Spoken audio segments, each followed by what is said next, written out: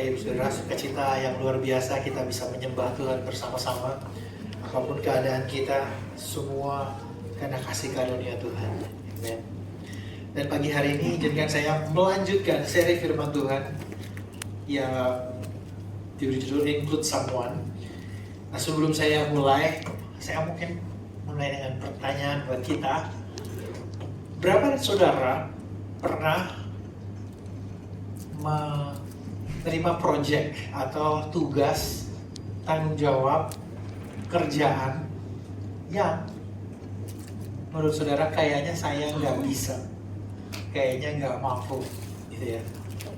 Dan berapa saudara yang pernah lewati proyek, waktu proyeknya jalan ikut teman-teman kuliahan, mungkin sering gitu ya, di proyek berlima gitu proyek, tapi yang muncul kalau meeting cuma berdua doang gitu. Saudara pernah kayak gitu? Oke, ada proyek-proyek yang saudara PIC mungkin, terus kerjaannya lumayan banyak gitu. Pas meeting jumlah orang yang hadir ternyata minim gitu ya. Mau dibagi tugas kayaknya agak challenging. Saudara pernah seperti itu? Oke. Dan saudara nggak sendirian. Kalau saudara pernah itu boleh ngambuk, okay? Termasuk saya juga. Okay? Ada tugas kuliah ada di kerjaan juga waktu itu. Perlu orang teknis, tapi orang teknisnya jarang muncul gitu ya. Jadi mau nanya sama siapa kan kita nggak bisa bikin sendiri technical detailsnya. Tetapi somehow anugerah Tuhan membuat kita bisa lewatin itu. Amen.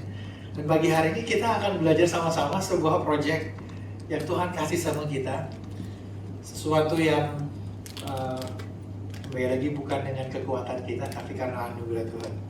Jadi ini seri untuk mengingatkan kita bahwa kita dipanggil di dalam Kristus. Ada panggilan mengikuti Kristus untuk kita punya hubungan satu sama lain, fellowship with one another. Tetapi ini juga bagian dari kehidupan kekristenan. Jadi Tuhan panggil kita untuk membawa berita Injil ke bangsa-bangsa dan kita melakukannya bersama-sama. Jadi ada 3 hal kita akan belajar, tapi kita akan baca sama-sama dari Lukas 24. Saya mengajak kita bangkit berdiri bersama-sama, kemudian kita akan berdoa. Lukas 24 ayat 44 sampai 49. Oke. Saya akan bacakan, kemudian kita akan berdoa. Lukas 24. Demikian firman Tuhan. Ia berkata kepada mereka, "Inilah perkataanku yang telah kukatakan kepadamu ketika aku masih bersama-sama dengan kamu, yakni bahwa harus digenapi semua yang ada tertulis tentang aku di dalam kitab Taurat Musa dan kitab Nabi-Nabi dan oleh kitab Mazmur." Lalu ia membuka pikiran mereka sehingga mereka mengerti kitab suci. Katanya kepada mereka, "Ada tertulis demikian, Mesias harus menderita dan bangkit dari antara orang mati pada hari yang ketiga. Dan lagi, dalam namanya, berita tentang pertobatan dan pengampunan dosa harus disampaikan kepada segala bangsa, mulai dari Yerusalem. Kamu adalah saksi dari semuanya ini, dan aku akan mengirim kepadamu apa yang dijanjikan Bapakku. Tetapi kamu harus tinggal di dalam kota ini sampai kamu diperlengkapi dengan kekuasaan dari tempat tinggi." Mari kita berdoa. Bapa, dalam nama Tuhan Yesus kami mengucap syukur pagi hari ini Tuhan untuk firman-Mu. Kami berdoa untuk Kau berbicara ke dalam hati setiap kami, untuk kami mengerti panggilan yang Kau berikan bagi setiap kami dan bagi jemaat ini Tuhan, untuk membawa berita Injil sampai ke ujung bumi. Di dalam nama Tuhan Yesus kami berdoa. Amen. Silakan duduk Bapak Ibu Saudara yang terkasih. Dari Lukas 24 yang kita baca, kita akan belajar 3 hal. Yang pertama, pentingnya kita mengalami perjumpaan dengan Kristus. Yang kedua, kita perlu diperlengkapi oleh kuasa Roh Kudus. Dan yang ketiga, bagaimana kita dipanggil untuk berinteraksi dengan dunia dengan membawa berita Injil. Mungkin saudara pas ini udah siap-siap nih, firmannya bakalan gue disuruh nginjilin nih gitu ya. Sudah udah mikir gitu kan, siap-siap nih ayatnya nih, siap-siap, oke. Dan yang namanya topik ini sebelum mulai dibagiin langsung ininya kita, kayaknya itu bukan saya, oke? Kayaknya gue kalau suruh mau beritain Injil bukan gue banget. Aku kalau disuruh sharing itu kayaknya bukan aku banget. Berapa dari saudara begitu dengar ini kita kayaknya takut deh, oke? Ada rasa takut? Kalau itu saudara, saya juga, ya. Ada rasa waktu dalam kehidupan saudara berasa kayaknya saya kurang diperlengkapi. Kalau saudara merasa itu saya, jujur saudara, saya juga, oke? Diperlengkapi secara di-equip pengetahuan, bagaimana caranya. Ya. Saudara mungkin punya pertanyaan, kalau ada orang nanya pertanyaan yang kayak gini, saya udah pasti nggak bisa jawab. Saudara banyak pikir seperti itu. Saya juga, saudara.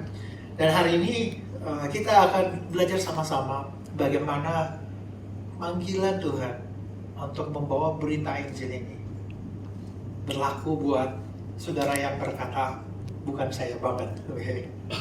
Kita di ayat yang kita baca barusan, Yesus mengatakan, apa yang aku ngomong sama kamu nih, aku udah kasih tau kamu sebenarnya sebelumnya waktu aku sama-sama kamu.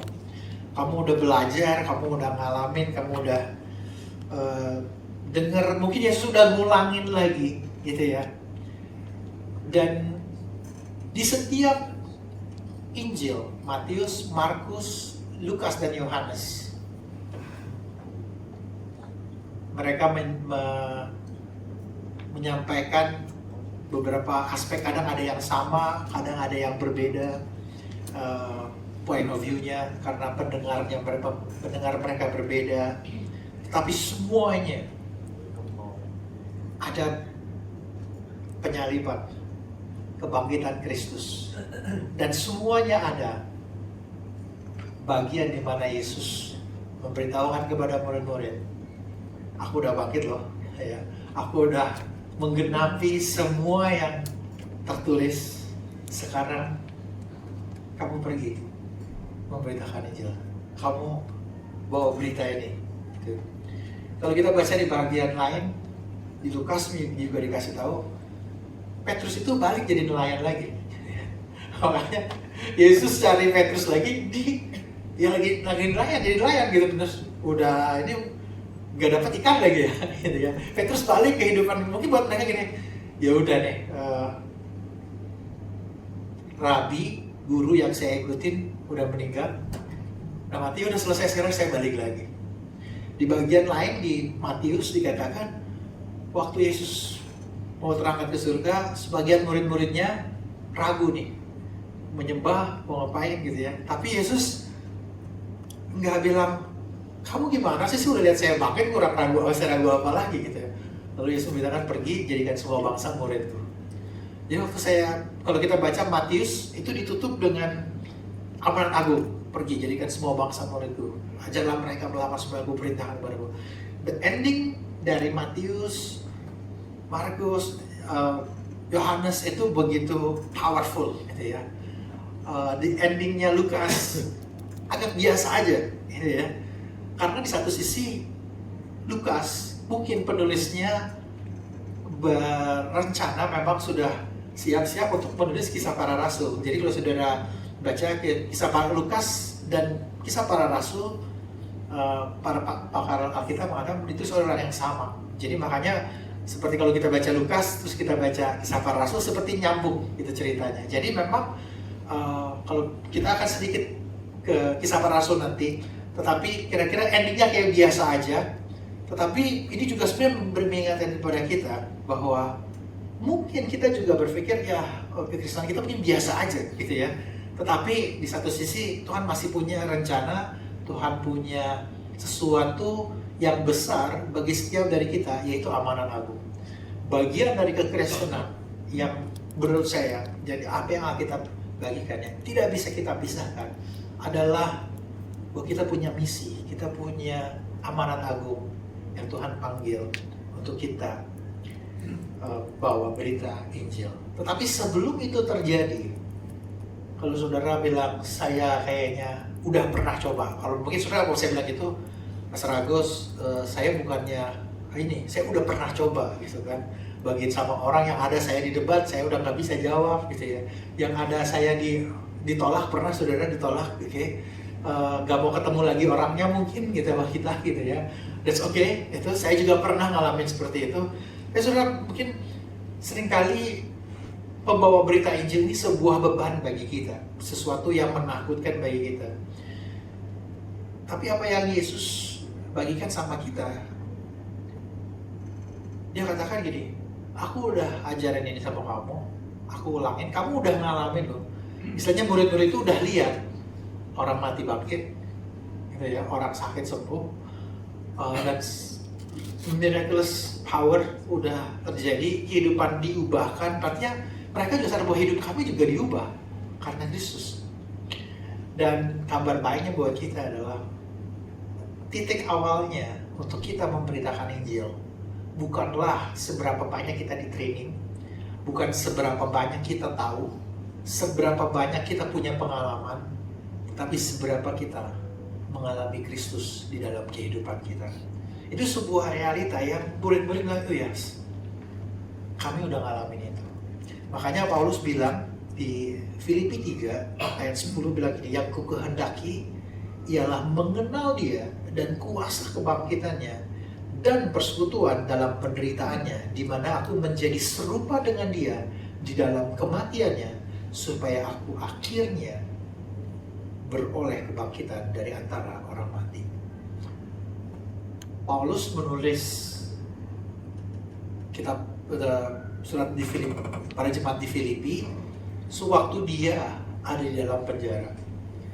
Mungkin kalau saya yang jadi Paulus, saya akan yang aku kehendaki adalah bebas gitu ya, keluar dari penjara dan aku bisa kemana-mana. Tapi yang aku kehendaki adalah mengenal dia dan kuasa kebangkitannya. Panggilan kita pertama bagi orang Kristen, mungkin kita seringkali takut, tapi apa yang Yesus encounter kepada murid-muridnya dan juga bagi setiap kita pagi hari ini adalah untuk kita mengalami Kristus di dalam kehidupan kita. Ada banyak area di dalam kehidupan kita, kalau kita boleh jujur, kita perlu Tuhan, dan seringkali kita jalan sendiri.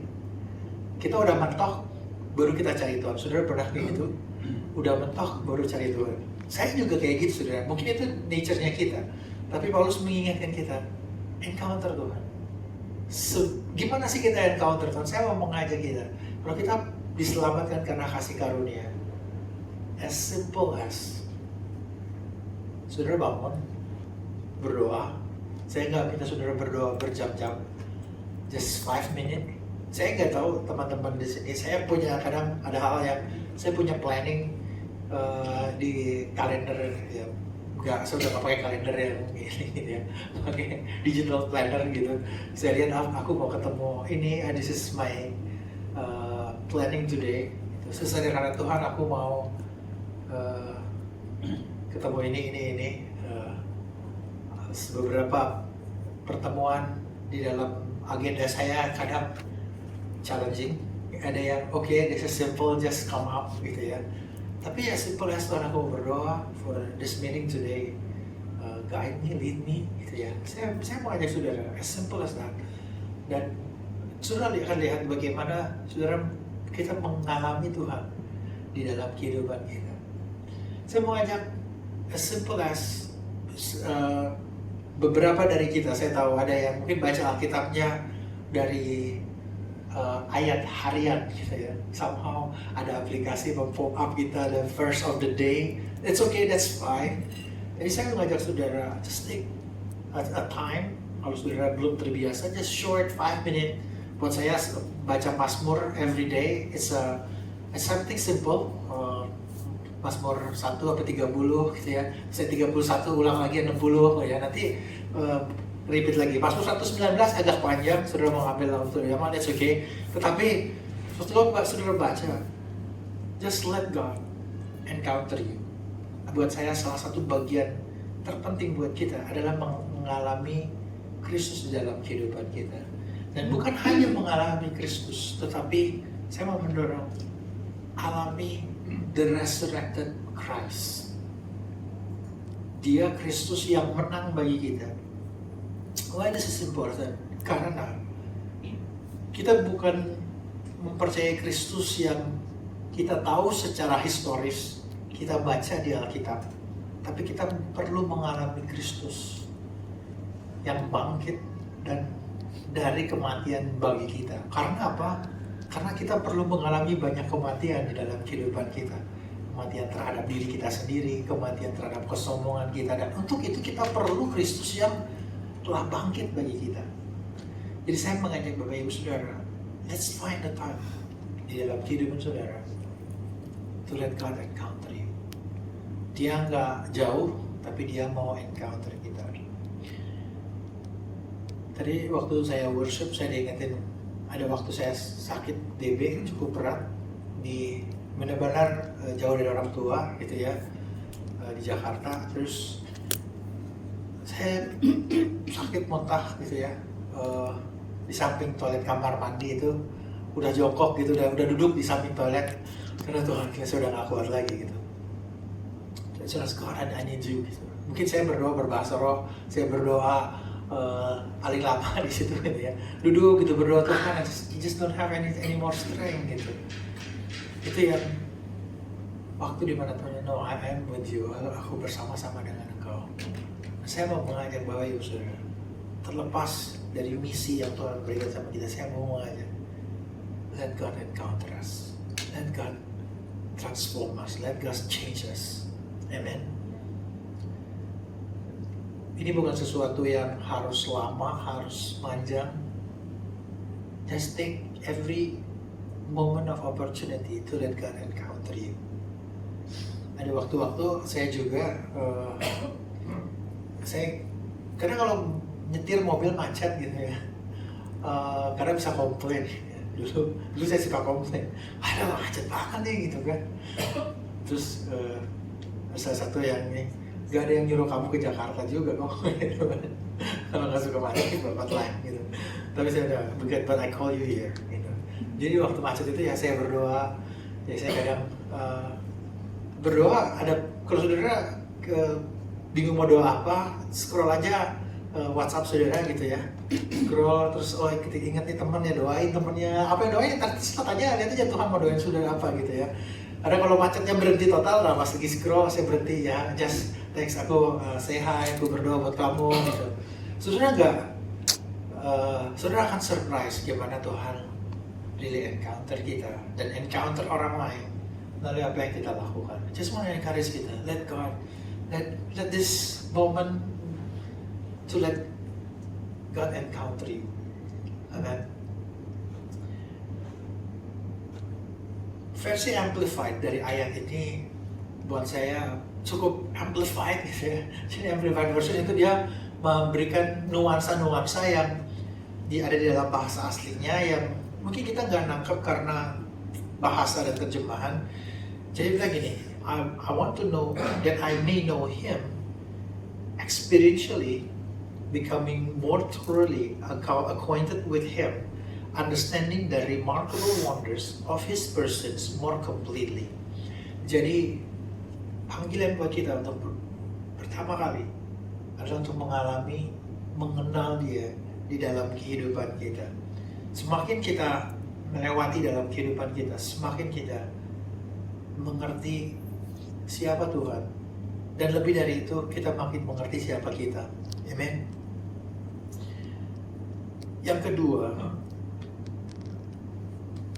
panggilan untuk memberitakan Injil yang terutama bukanlah tentang seberapa kita udah ngikutin kelas how to, seberapa kita udah ikut training how to, sekalipun itu sangat berguna, sangat penting, tapi lebih dari semuanya bukan itu apa yang Yesus bilang sama murid-muridnya, aku akan mengirim kepadamu apa yang dijanjikan Bapakku, tapi kamu harus tinggal di kota ini sampai kamu diperlengkapi dengan kekuasaan dari tempat yang maha tinggi. Jadi kayak gini, go but wait gitu ya. Jadi pergi tapi tunggu dulu gitu ya. Tunggu sampai kapan? Tunggu sampai kamu diperlengkapi dari kuasa yang maha tinggi. Jadi ini endingnya Lukas, dan openingnya di Kisah Para Rasul sama. Sudah lihat, kamu akan jadi saksi dari semua itu, dan kamu akan diperlengkapi clothed with power from on high. Di dalam bahasa aslinya, clothes ini bukan kayak kita berpakai jaket gitu, yes, tapi seperti kita diberikan kuasa. Makanya bahasa Indonesianya diperlengkapi dengan kuasa dari tempat yang maha tinggi. Kisah Para Rasul masuk dengan dua hal ini juga mirip. Kisah Rasul 1 ayat 8, tetapi kamu akan menerima kuasa kalau Roh Kudus turun ke atas kamu, dan kamu akan menjadi saksiku di Yerusalem, di seluruh Yudea dan Samaria, dan sampai ke ujung bumi. Dua hal ini, kamu akan jadi saksi dan ada kuasa Allah. So these two main things, when it comes to missions, is that we are the witness, and there is the power yang memperlengkapi kita. Ayatnya tidak mengatakan kamu bisa jadi saksi. Ayatnya tidak mengatakan kamu mungkin jadi saksi. Firman Tuhan gak bilang suatu hari kalau kamu udah cukup belajar Alkitab, kamu jadi saksi. Tapi Yesus bilang kemudian kita kamu adalah saksi.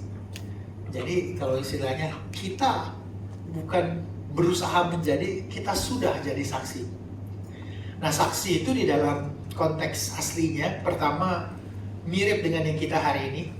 Saksi itu seseorang yang menjadi saksi di peradilan.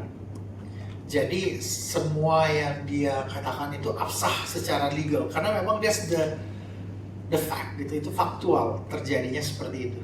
Kedua, saksi itu juga secara umum seseorang yang melihat suatu keadaan, suatu kejadian, dan dia bisa memberikan klarifikasi, bisa memberikan satu kepastian, oh ini memang yang aktual terjadi. Jadi saksi itu seseorang yang mengalami. Nah itu juga makanya yang pertama tadi, kita perlu mengalami Kristus setiap hari dalam kehidupan kita, dan kita menjadi saksi di dalam kehidupan kita karena kita ngalamin itu di dalam kehidupan kita. Kita nggak buat-buat. Dan yang menariknya adalah kehidupan kita nggak perlu buat-buat karena Tuhan merubah hidup kita, Tuhan transform hidup kita. Dan mungkin secara teologi ya, bisa didebat, betul ya, orang bisa keberatan sama kepercayaan kita, teologi kita, oke. Tapi buat saya besar dari waktu kecil saya sakit epilepsi, dan Tuhan sembuhkan saya secara miracles. Mau didebat apanya? Saya yang alami karena kebaikan Tuhan. Dan something yang nggak bisa didebat, karena itu secara fakta, secara aktual Tuhan mengubah hidup saya. Demikian juga kehidupan kita. Perjumpaan kita dengan Kristus mengubah kita, mengubah perspektif kita, mengubah cara hidup kita. Sesuatu yang tidak bisa didebat, sesuatu yang this is big something buat kehidupan kita. Yang kedua, setiap saksi itu diperlengkapi dengan kuasa, empowered by the power of the Holy Spirit. Di Kisah Para Rasul, kata the power itu berarti waktu mereka memberitakan Injil ada kuasa Tuhan. Waktu mereka pergi keluar membawa berita Injil, ada tanda-tanda mukjizat yang menyertai mereka. Buat kita hari ini, hal yang sama, bahwa sewaktu kita pergi, tanda-tanda menyertai kita. Sesederhana, kalau teman-teman di sini, saya mau mengajak saudara, kalau saudara belum pernah melakukannya, try to do it. Okay? Go have some lunch with your friend yang belum kenal Tuhan. Saudara harus ngobrol, ini ngobrol apa aja, Saudara pernah tanya ya, atau saudara pernah nggak dituntun Tuhan, boleh nggak aku berdoa buat kamu? Pernah nggak? Sebagian ada yang mengangguk, sebagian ada yang kayaknya pernah tapi saya nggak berani gitu ya. Saya juga pernah berapa kali sampai, ayo udah 3 kali kesempatan makan bareng ngobrol sama orang lagi ya, saya nggak cari dia, dia cari saya. Hari ini ada time kelas, ayo ngobrol gitu. Di hari itu ya, saya nggak kayaknya nggak enak gitu ya. Nanti apa katanya gitu. Sampai ada satu titik di mana akhirnya dia tanya, sebenarnya saya sih jujur ya, gue udah gak kuat lagi nih, boleh nggak lu berdoa buat gue? Saya gitu, dalam hati saya tuh, gila ya udah 2 minggu sebenarnya lebih Tuhan dorong saya nggak berani gitu ya. Tapi akhirnya sebenarnya orang itu yang ngomong, saya sih udah gak kuat, lu boleh nggak berdoa buat gue gitu kan. Nah itu sebenarnya mengingatnya kita bahwa menjadi saksi itu juga bukan tentang kita, karena sebenarnya Roh Kudus sudah bekerja duluan. Karena kita pikir kita yang kerja ya, kita yang ngurusin orang ini gitu. Enggak, Roh Kudus sudah duluan dari kita. Ada waktu-waktu di dalam kehidupan saya secara pribadi, waktu saya berdoa untuk orang yang terhilang gitu ya. Karena kita bisa berpikir kita itu lebih passionate dari Tuhan. Kita berdoa buat orang terhilang ya, kayak seolah-olah kita yang pengen dia bertobat. Seolah-olah kita pengen dia mengenal Tuhan lebih dari Tuhan yang pengen dari kita. Ibaratnya kalau kita punya temen nih, mungkin bisa agak offended gitu ya. Kita bilang, anak kamu perlu gini, kayak seolah-olah kita lebih passionate ngurusin anak dia daripada orang tuanya gitu ya. Mungkin orang tuanya bisa merasa offended ya, dia anak gue lebih mikirin dia dari kamu harusnya. Saudara-saudara gue. Jadi sebenarnya ada waktu di dalam kehidupan kita Tuhan panggil kita, bukan karena semata-mata kita bisa, tetapi karena hatinya Tuhan buat orang itu begitu besar. Seringkali kita yang nggak berani melangkah, kita yang takut, kita yang pikir-pikir nanti apa kata orang gitu. Dan kita juga berpikir kita kurang diperlengkapi, kita ikut kelas ini. Jujur saudara, ikut kelas it's good.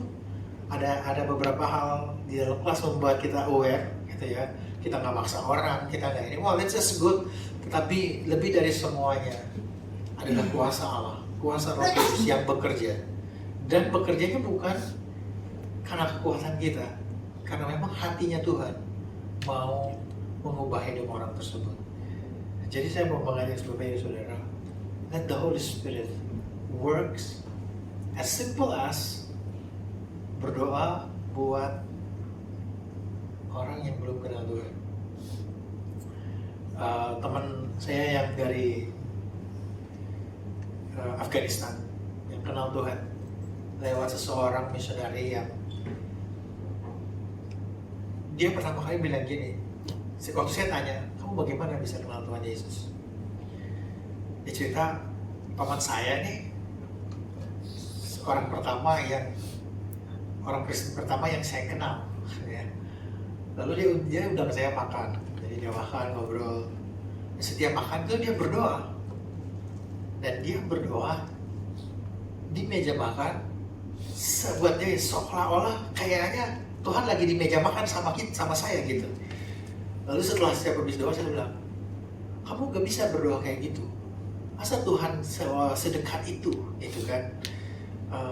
Dia protes, dia bilang pertama kali saya lihat orang berdoa kayak gitu, kok kayaknya gak sesuai dengan bayangan dia. Tapi setelah habis makan ngobrol ini itu, lalu teman saya ini berdoa lagi gitu kan. Kamu mau saya doain apa? Dia tanya. Lalu dia bilang, oh ya saya doain ini gitu. Dia pikir, doa yang kayak gimana gitu kan. Doa kayak gitu mana mungkin didengar Tuhan, gitu. Tapi apa yang didoain selalu terjadi, dia bilang. Lalu dia bilang sama temannya, kok kamu aneh ya, gitu ya. Saya nggak pernah, buat saya itu bukan doa. Tuhan nggak mungkin lah segampang dan sedekat itu, gitu kan. Tapi yang kamu doain terjadi terus, gitu kan. Terus dia bilang, saya berdoanya makin lama, kayak makin nggak mungkin dijawab Tuhan, gitu kan. Tapi didoain dan dijawab, sampai akhirnya dia bilang, saya pengen tahu sih, Tuhan yang kamu percaya itu kayak gimana? Kok bisa doa kayak gitu dijawab terus, saudara? Oke? Sesederhana itu, dan akhirnya dia mendengar berita Injil dan percaya kepada Tuhan Yesus. Dan saya percaya di dalam kehidupan kita ada banyak hal, mungkin hal sederhana. Tuhan panggil kita just pray. Ada waktu-waktu kita melayani dia, just be a friend, gitu. That's the power of the Holy Spirit works melalui kita dan juga di dalam hati orang yang sebenarnya Tuhan pertemukan dengan kita tanpa kita sadari. Tuhan panggil untuk kita jadi saksi. Saudara kalau baca Injil, kata kita tuh menjadi saksi itu bukan pilihan.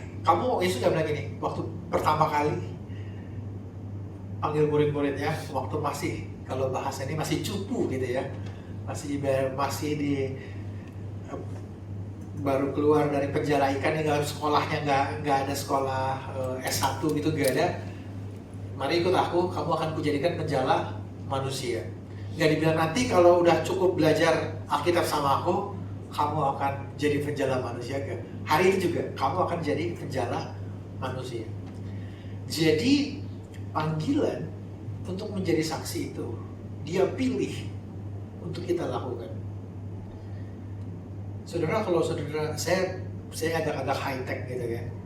Kalau kita lihat nih, device kita makin lama resolusinya makin tinggi ya.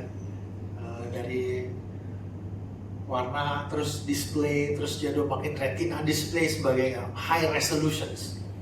Kalau misalnya Tuhan mau pakai semua bintang itu di langit gitu ya, kita lihat ke atas gitu, langsung jadi LED display. Bertobatlah gitu ya, bisa nggak sih? Jawaban menurut saya sih bisa aja gitu kan, masih dia nggak bisa ngatur ya kan. Terus coba ya, ini kamu baca ada ayat ini gitu kan, bisa dia di langit tiba-tiba gitu, pakai drone aja bisa sekarang gitu. Dia bisa lakukan itu ribuan tahun yang lalu, tapi dia tetap pilih orang Kristen, orang percaya untuk jadi saksi. So that's the call for us to go menjadi saksi, empowered. That's the last part.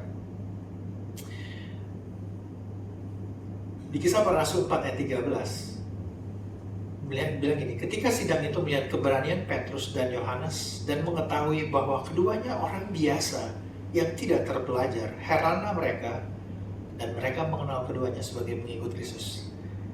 Dalam bahasa Inggris, they recognize that they had been with Jesus. Jadi kita jadi saksi is simply we have been with Jesus. Ada banyak yang kita nggak siapin, makanya Yesus bilang kalau kamu ditanya, kamu nggak punya jawabannya, tenang aja, gitu ya. Roh Kudus akan memberitahu kepadamu bagaimana kamu akan menjawab. Ada waktu-waktu di dalam kehidupan saya nggak bisa jawab pertanyaan. Dan benar ada itu, kalau saya bisa jawab itu karena Roh Kudus menuntut. Saya mengajak kita, as the same thing, just kita melangkah dengan iman, saudara akan melihat the power of the Holy Spirit move in you and through you when you take a step of faith.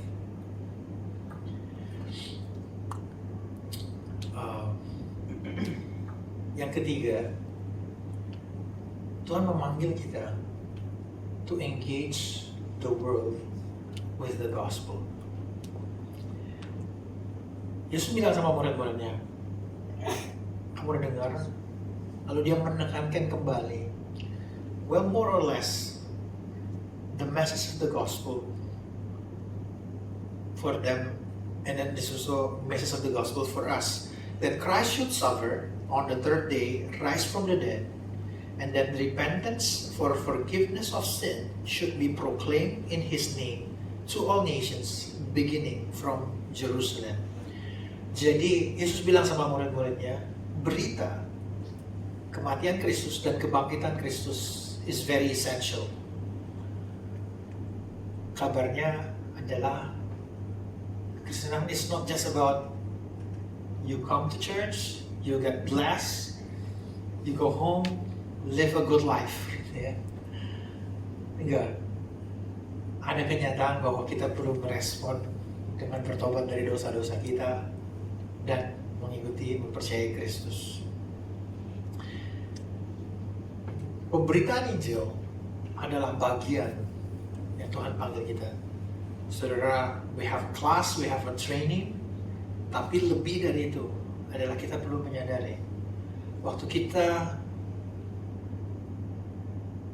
engage dengan orang-orang yang terhilang, teman-teman kita yang belum kenal Tuhan, kita tengah membawa berita Injil. Berita Injil yang mana? Yang mengubah hidup kita, di mana mereka melihat hidup kita, melihat tindakan kita, melihat perkataan kita,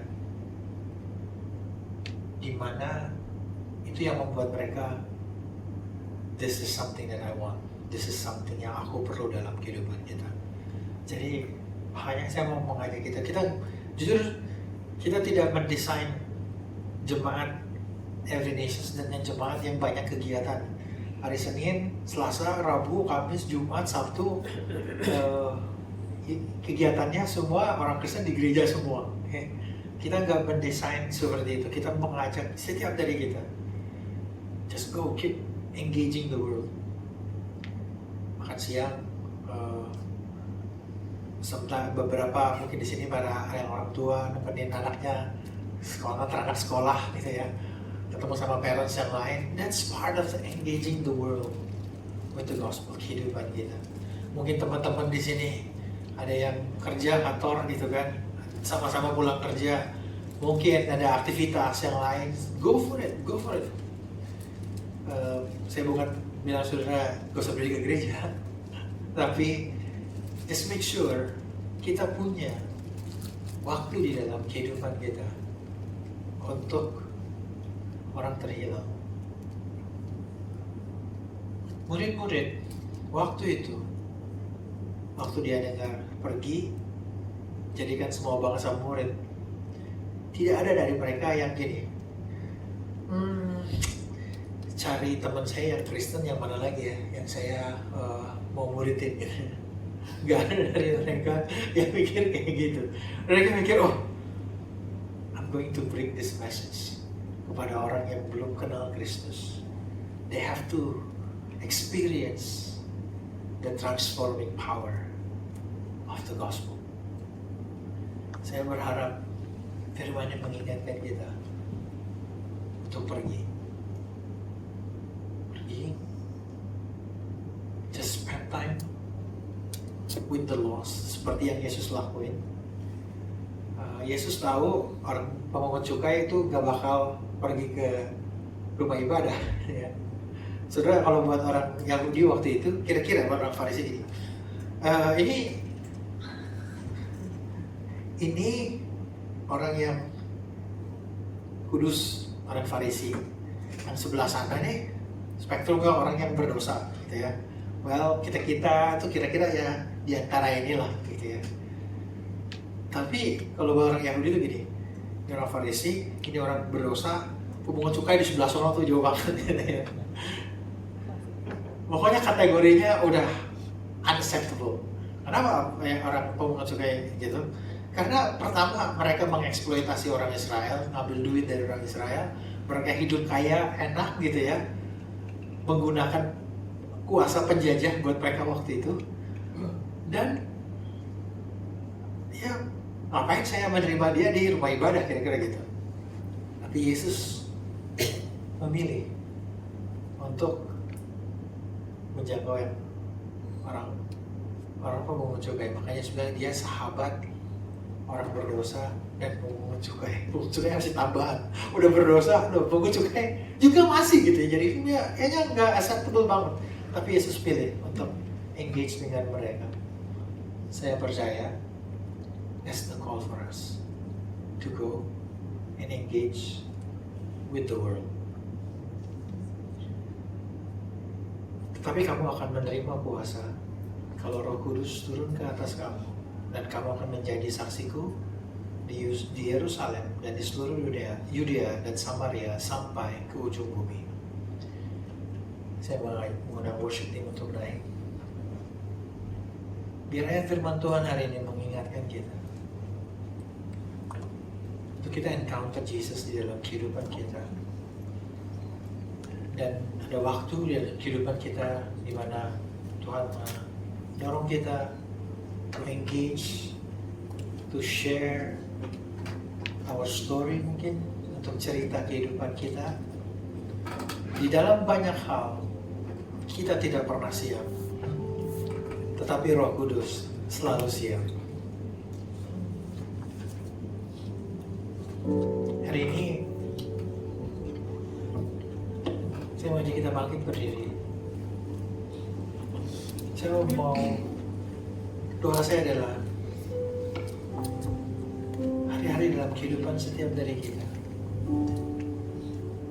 we take our time to let God encounter us daily. Kristus yang telah bangkit menjumpai kita hari-hari di dalam doa kita, di dalam meeting-meeting kita, di dalam banyak hal dalam kehidupan kita. Dan kita mengizinkan Roh Kudus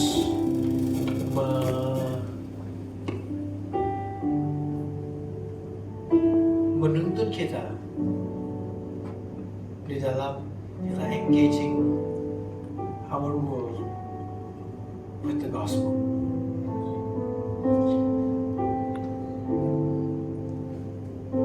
Mari kita menyembah Tuhan. And as we worship, saya percaya Tuhan mengingatkan beberapa dari kita, just simply get a text, say hi to someone, and then boleh aku berdoa buat kamu. Simply just ask, hey, can we have lunch together? Mungkin itu akan membuat perbedaan dalam kehidupan seseorang.